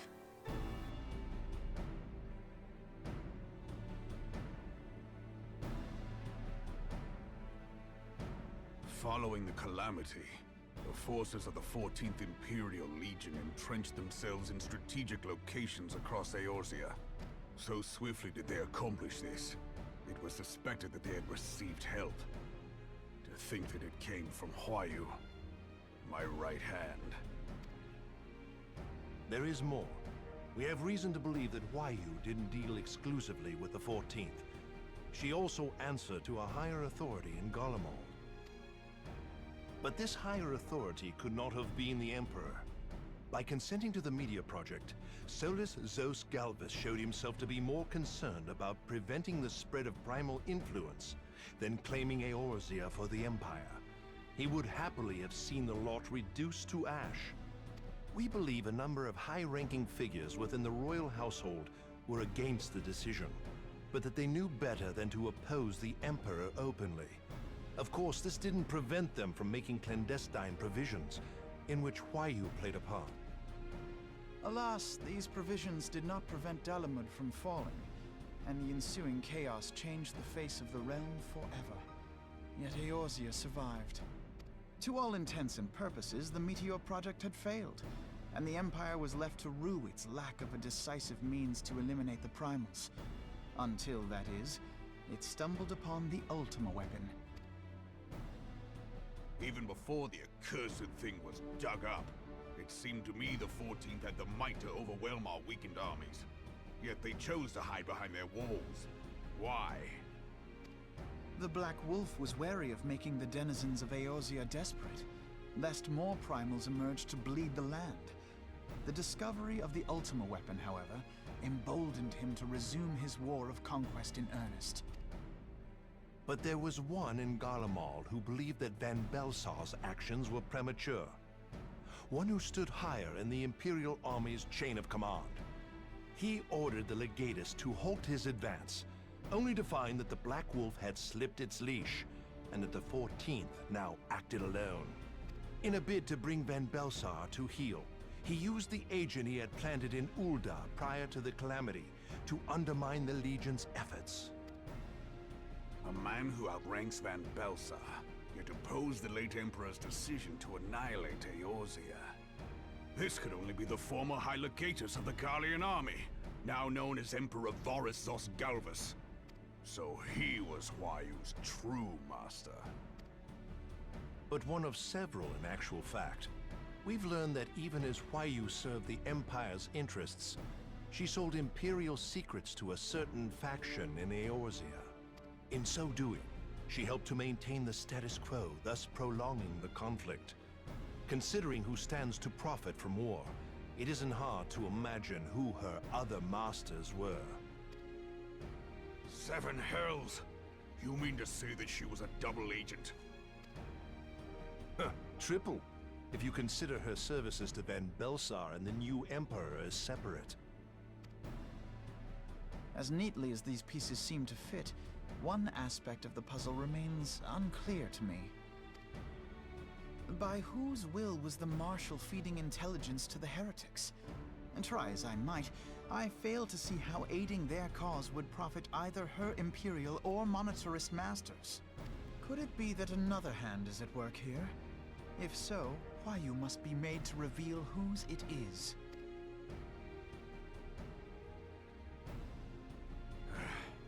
Not only have I lost a trusted friend, now I must interrogate her as a stranger. Not a pleasant task, I grant you, but a necessary one. Unless we weed out the ivy, root, stalk, and stem, it will simply grow back. I know that full well. Those closest to Huayu have already been detained, and I will question them alongside her. General, pray keep in mind that there may be unwitting abettors among them. All will be treated fairly. On that you have my word. Those who are innocent have no cause to fear. You have ever been a friend of truth, General. I hope the unpleasant task of weeding out falsehood will not detain you too long. Though it be for the sake of Eorzea, doubting one's comrades is poison to the soul. And with that, I take my leave.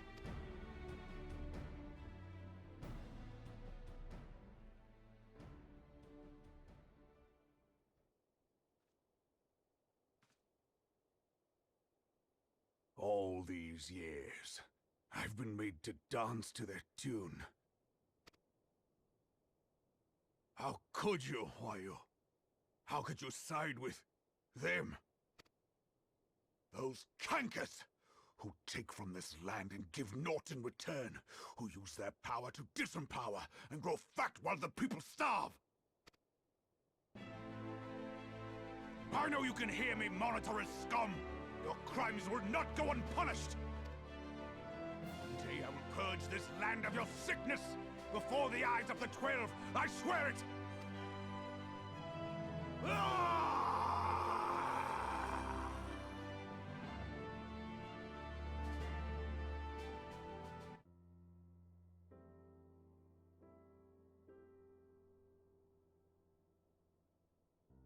I shall have no further need of you this day. Your Grace.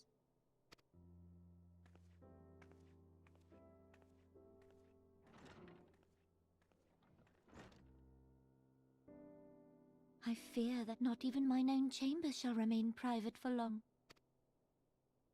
Has the situation grown so grim? Ever since he proposed the Cartiner Reclamation Bill, Teleji Adeleji has risen to greater prominence upon the backs of impoverished refugees. The monitorists were ever united in their pursuit of profit, but the man's actions have torn a rift in their ranks. They snap at each other as rabid dogs. Yet now is not the time to be bickering among ourselves. If this bickering is a threat to law and order, might you not have grounds to dissolve the Syndicate? Would that the solution were so simple, Admiral. Alas, my moving to dissolve the Syndicate is certain to spark outrage among the influential merchant class, whom the Cabal represents. This would serve to exacerbate the current unrest, and peace would slip still further away. Be they rich or poor, natives or refugees, all who reside in Ul'dah have a right to pursue happiness. It is the duty of a ruler to protect this right. If I am to perform my duty, I must needs tread warily. It would not do to make enemies heedlessly. Were Lord Lolorito here, he would doubtless say that I have my head in the clouds. A ruler is required to take a wide view. Try as we might to cater to all needs, some will inevitably be overlooked. As such, there shall ever be citizens who feel aggrieved. It cannot be helped. But as you have informed us, the monitorists take no view but their own. They hunger for power while the masses starve. In the absence of a common cause, it seems beyond any one individual to make Ul'dah whole.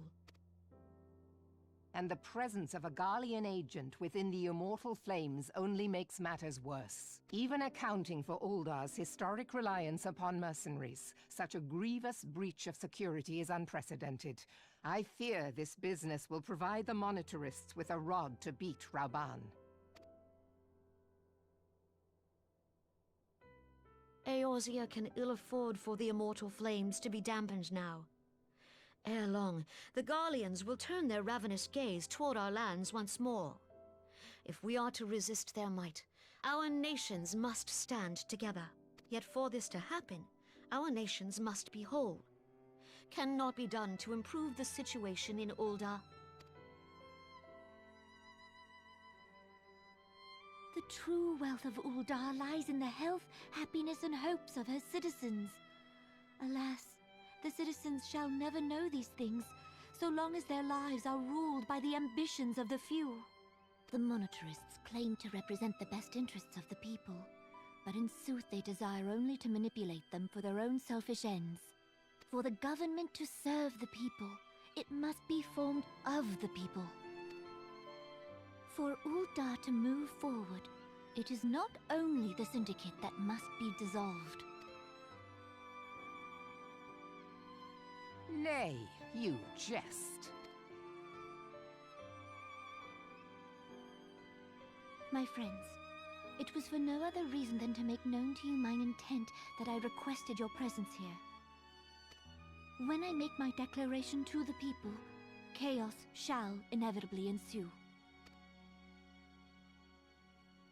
As the last monarch in the line of Ul, I make unto you this request. Help Reborn to preserve order and protect the people. Forsake them, and you forsake yourselves. For a strong Eorzea will ever have need of a strong Ul'dah.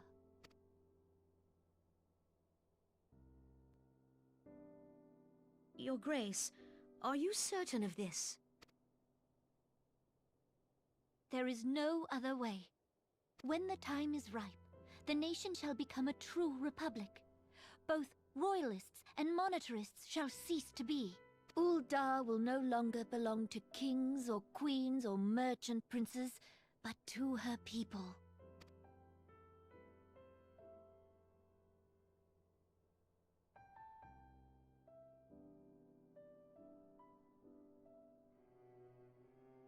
Reborn, forgive me for casting aside all that you have toiled for in my name.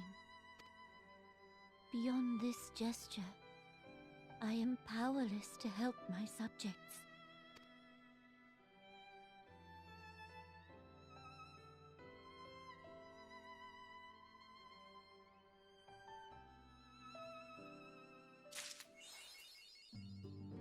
Incredibly brave of her.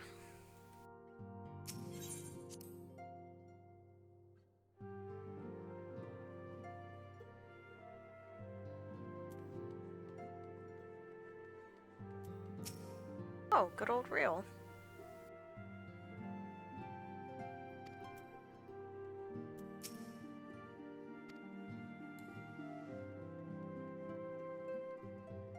Like the rest of them are still...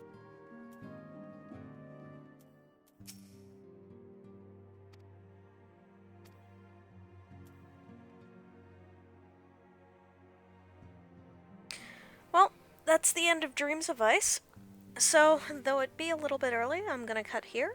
So, thank you guys for joining me. Next week, I'll be doing the 2 dungeons from this patch, which are Sistasha hard mode and the Sunken Temple of Karn hard mode, since we already did Snowcloak. So please look forward to that. Let's see. Also check out my Moogle Beast Tribe videos, which I'm putting up as soon as I unlock them. And also there's the Pandemic Legacy and Kingdom Death videos, which I'm working on. So if you're interested, please join us. If you like board games, it can be a lot of fun. So thank you again for watching. If you're on Twitch, please follow me. If you're on YouTube, please like, favorite, and subscribe. Thanks very much. Have a great day.